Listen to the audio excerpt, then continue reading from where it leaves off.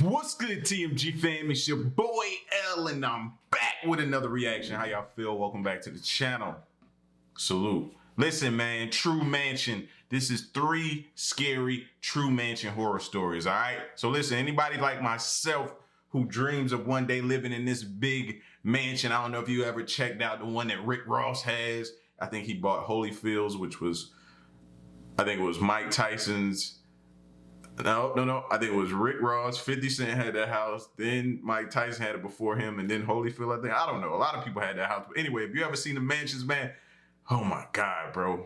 That's like a dream for me one day, man, to have one of them big time mansions. You know, Drake has one. It's insane. It just looks like a compound. You see it, you just go out of your mind bonkers. But what comes along that, man, some of these mansions be haunted, bro. You get me? You don't know if you didn't have your own mansion built, you could be walking into some situation where somebody may have died there. You know what took place, man. Some deranged, demented little kid lived there. I don't know. You never know, man, but that's what comes along with it. So we're going to check out these stories and hear some mansion stories. All right, if you're new to the channel, hit the subscribe button, join the family, and let's check this out.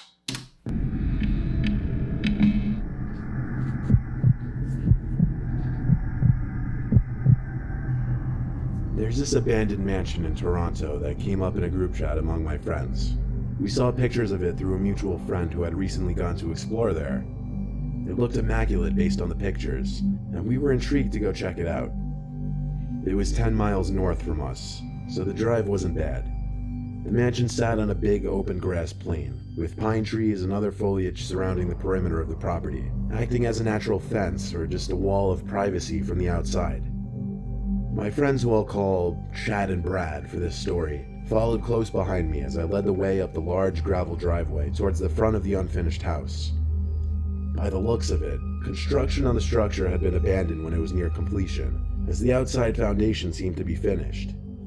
Our mutual friend who found out about the place had told us that he hopped through a back window that was left unlocked, so that's what we looked for. The unlocked window. So us kids, that's an open door right there. Come on in. That's an invitation to come on inside. Through a back window that was left unlocked, so that's what we looked for. The unlocked window turned out to be in the kitchen, right over the counter, so one at a time we squeezed through the window, crawling onto the counter and then down to the ground. First impressions in the kitchen, almost immaculate, minus a few of the cabinet doors sprawled out on the floor as if they had yet to be installed, and just things like sheetrock boards laying around. But everything seemed new, and it was a shame the construction was abandoned. The three of us kind of went our own directions in the house. I went towards the living room, which again was almost pristine. It was a huge room that transitioned into the dining room, and then from there, a wide hallway with at least 10 different doors. My friends were already checking out some of the rooms in this hallway. I peeped into each room and realized most of them were bedrooms. At the end of the hall was a 3-door garage. The last door in the hall before the garage was the basement. I called to Brad and Chad that I was checking out the basement. I got an acknowledgement from at least one of them. The basement had this bizarre spiral staircase, so when I got to the bottom, I couldn't even see the door at the top. There were no windows down there, so besides my flashlight, it was pitch black. It was a completely unfinished basement. Pieces of drywall everywhere, unfinished wood foundation where walls should be, but the basement was huge. Like there were multiple sections down there. It was big enough to fit a basketball court and more. Then I came across this back room with a few storage containers. I was here to explore after all, so I curiously started lifting the lids off the containers.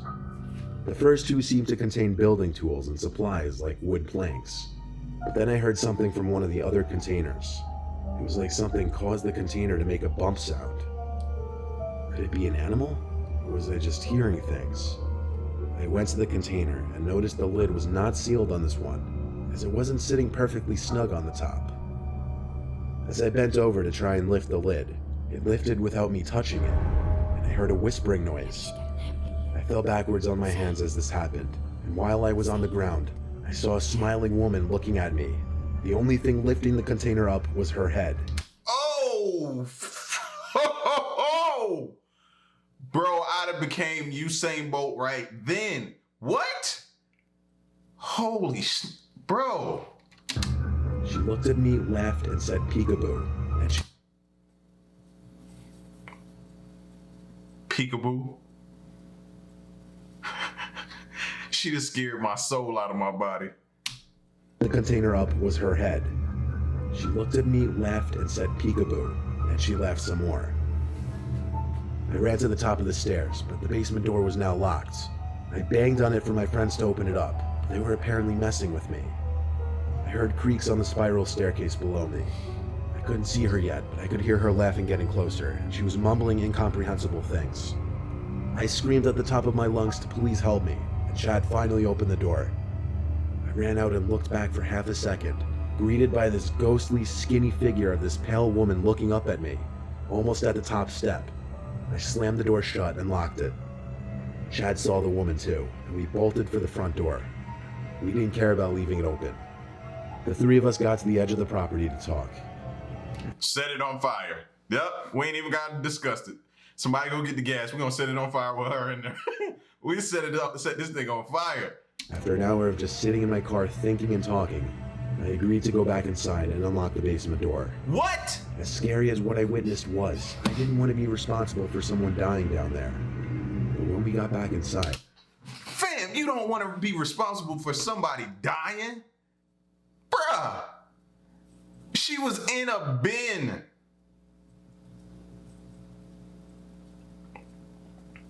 Nah, you ain't no homie of mine. No, you'd have said that, we'd have jumped you. We'd have all jumped you if you'd have said some dumb like that. I thought he was about to say, oh man, I'm not gonna tell anybody. I thought that's what he said. But he said he's gonna go unlock the door. He's an official grade A USDA ground dummy, like grade A ground dummy.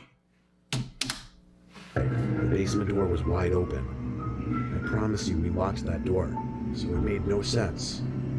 We once again bolted back outside towards the car and drove home, to never return to that mansion again.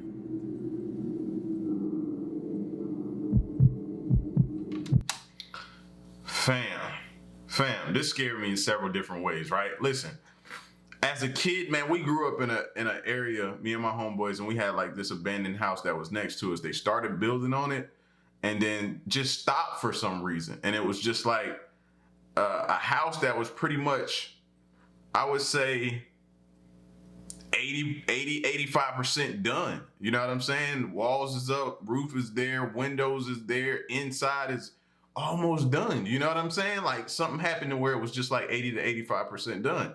So we could get in through the back door all the time. Just a place for us, all us and our little girls at the time that we had, we would take over there. You know what I'm saying? So this story here could have happened to me easily. The place that we had didn't have a basement, but it could have easily happened to us. That's what is like scary because, man, as kids, you're just oblivious to things like this. But the dumbness of this fool to say, man, look, I'm gonna go back in there and unlock the door. Who? You in what army? You gonna have to take us all out in order to get over there, fam. No, not having your blood on my hands.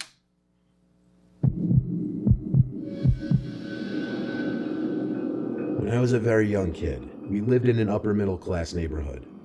Lots of space between each house. All the houses on our street were very nice, but there was one abnormally large house. It was closer to a mansion. It sat right across the street from us, and my bedroom window could look across to the windows of the mansion. Since our street was incredibly low traffic, our parents let us play soccer in the street. So my two friends, Brian and Zeke, were playing soccer one sunny day. It was usually just the three of us, so we had this kind of free-for-all version of soccer that we made up. Eventually the ball was kicked onto the property of the mansion, so I ran over to get it. When I picked up the ball, I looked at all the windows to see if the house owner was possibly witnessing me on his property. But at one of the top windows was a young boy who looked to be about our age. I hurried off the property and back to my friends. I asked them if they had ever seen the kid who lives in that mansion, and they hadn't. The second time I looked back at the window, the boy was no longer there. It wasn't for a while after that, probably a month, that I was in my room playing Nintendo, and for whatever reason I got up to get something, and I looked out my window across to the mansion, and I saw that boy at the window again. He was surely looking at me, all the way from across the street. It kind of creeped me out. I walked away from the window to ignore it. Why hadn't I ever seen that kid outside before? Come to think of it, why hadn't I ever really seen the owners of that house? I asked my parents about the boy across the street. They said they were pretty sure there was no boy in that house.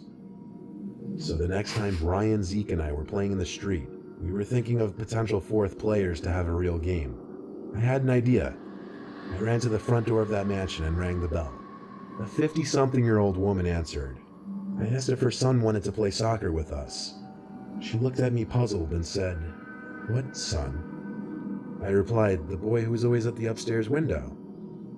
I can't describe the look on her face besides shock and fear.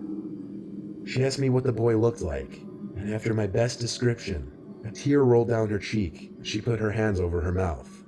She brought me upstairs to the room where I kept seeing the boy. It was a boy's bedroom. She showed me a picture of a kid and asked me if this was the boy I was seeing, and I said yes. She told me that was her 8-year-old son, Charlie, who died 10 years ago. I knew it! Oh! Oh! Oh, ho, ho! Ho! I would run home screaming to my mom, because now I need counseling. I need some type of counseling, bro. Shock therapy or something. Yeah, that just, fam, that would have messed me up. You mean to tell me I perfectly from what I could recall, describe this dude, seeing him in the window, this was your son that died? Why is he trying to reach out to me? What is this connection with me? That woman living there had been alone ever since she lost her son and husband. She believed what I said because I nor my parents would have ever had any way of knowing about her son. She didn't tell me or my parents what happened to her husband or son. As sad as this all was, it was still horrifying. There was one other time I saw the boy. I was in my room, months later, and I looked out my window to the woman's mansion across the street. There he was again, at the upstairs window. I could tell he was looking at me. I shut my blind with force and tried to forget about it. It still sends shivers up my spine when I think back on it. He might should have took a Louisville Slugger to the back of that old lady head too, because who's to say she was telling the truth? Who's to say that boy ain't up there trapped up there? She won't let him out. She just be opening the door to feed him. And he's up there. And she trying to throw you off with the, my son has been dead. Gave you the whole tear and all. Mm-mm.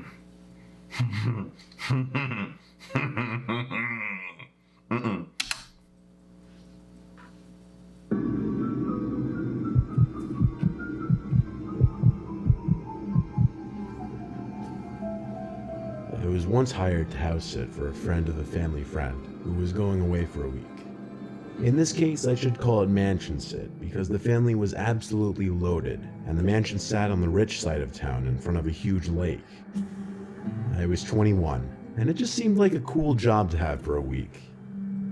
The family's one rule was to throw no parties and no more than 2 guests at any time, which even that I thought was generous of them. The father's name was Benjamin, and that's the only name you'll need to know. Ben left me a list of things to keep track of every night, which included feeding the 2 cats and 2 parrots, watering the plants, among other things that really won't contribute to the story. The house was a half hour from home, so instead of just driving there and back every day, I opted to just sleep in one of the guest bedrooms, which they offered to me after all. The first day there, I got there very late, so it was a short one that got me kind of warmed up for what to expect the week ahead of me. After doing the insignificant amount of morning chores, I hopped in the pool they had in the backyard. The pool literally overlooked a gorgeous, tranquil lake, and even with the thought of getting to enjoy this unbelievable house for a week, I was still incredibly jealous. As I was in the pool, I noticed through the giant floor-to-ceiling windows to the living room somebody walking inside. I jumped out from the pool, freaking out. I ran to grab the towel and dry myself for a second before storming inside yelling, "Excuse me." I didn't see anyone in the living room, so I entered the kitchen, and there was a fairly large Hispanic woman who looked to be about 35 to 40. She was just standing there as if waiting for me. I asked her who she was and why she was here while trying to keep myself composed and confident. She said in a thick accent that she was the maid who came every day to clean the floors and stuff. She introduced herself as Eliza. I instantly felt a sense of relief and introduced myself as Mike, the guy who was house sitting for the week. She spoke in as little words as possible. I don't think her English was too good, but she basically said she was going to clean the floors in the kitchen and living room now. I said that was completely fine and let her do her thing.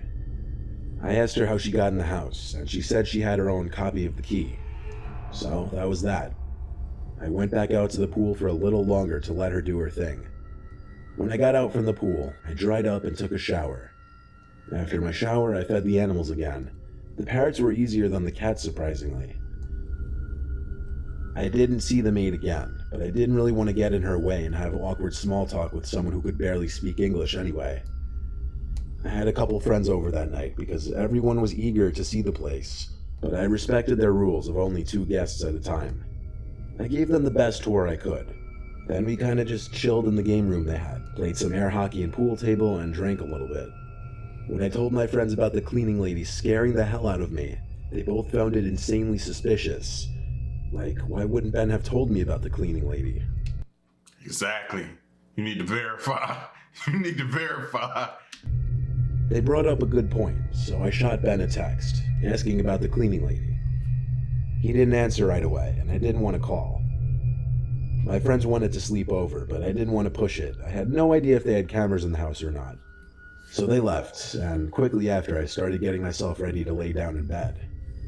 At some point I got a text back from Ben, apologizing for taking so long, and then asking what cleaning lady, with 2 question marks and an I knew it.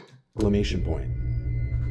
I typed back, Eliza, the Hispanic woman who came by and claimed she was the cleaning lady. That's when Ben called me with a concerned voice. He got more details from me after telling me there was no cleaning lady. That was the whole reason they hired me. I felt like I had been taken for a fool.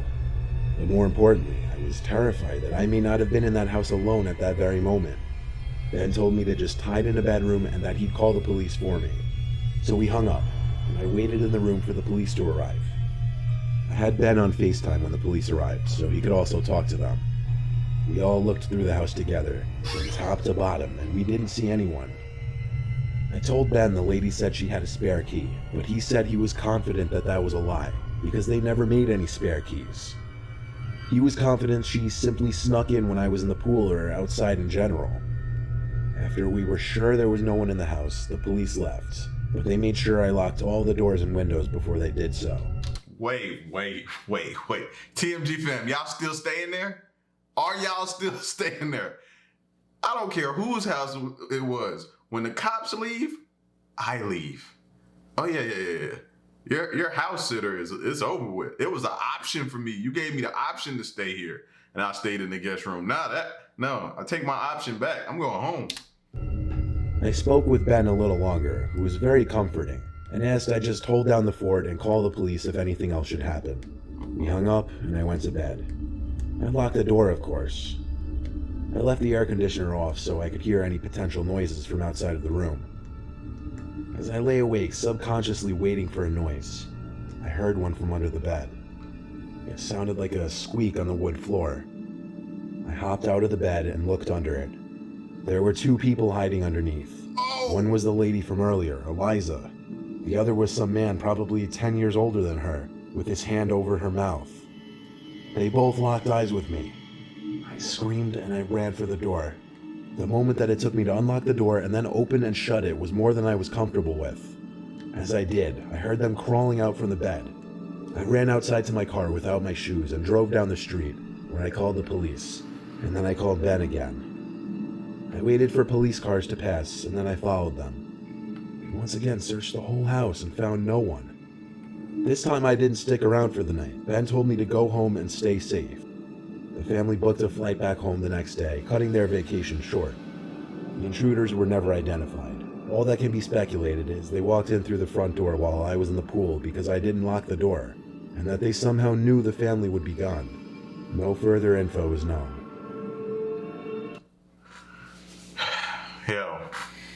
Hell, I be questioning sometimes if these stories is real. Because if you get down, you hop out the bed, right?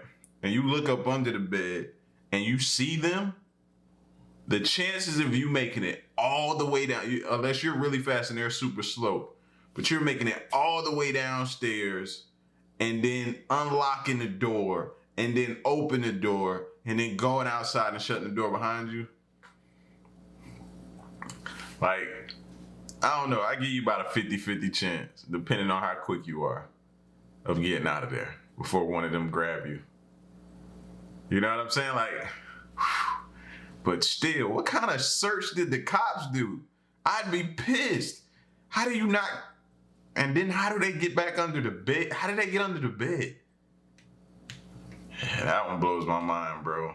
Imagine if you'd have fell asleep. You stayed awake, like subconsciously awake, and just did hear something. Me, I'm a hard sleeper, so I'd have been dead. I'd have been dead. As soon as I closed my eyes, they'd have got the drop on me. Fam, but this was crazy true mansion horror stories, man. Y'all get at me in the comment section. Let me know what y'all think. Leave a like, share the video, subscribe, and stick around and stay tuned to the next reaction. I'm out. Peace. Y'all stay solid. Hey.